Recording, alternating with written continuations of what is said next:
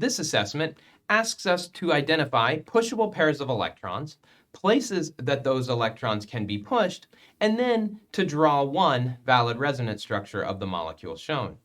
I've gone ahead and redrawn that so you don't have to see me struggling with the Weatherman effect of what's on the screen.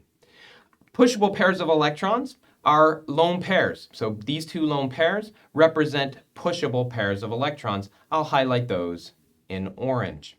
Those are the only pushable pairs we have in this molecule because we have no other lone pairs and we have no pi bonds. All pushable pairs will either be lone pairs of electrons or pi electrons. Where can we push them? Well, this carbon has 2, 4, 6 electrons in its valence shell. It is 2 electrons short of a filled octet, and so it represents a place that electrons can be pushed. We'll highlight that in orange by making the positive charge orange. What this tells us is if we have a pushable pair and right next door we have a place to push them, we can now push those electrons down. By doing so, we'll generate a new structure that has an oxygen-carbon double bond. Everything else will remain the same.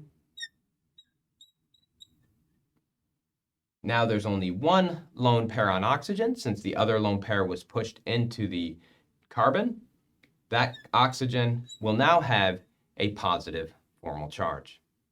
This generates a new resonance structure anytime we take a pushable pair and push it into a place where the electrons can be pushed.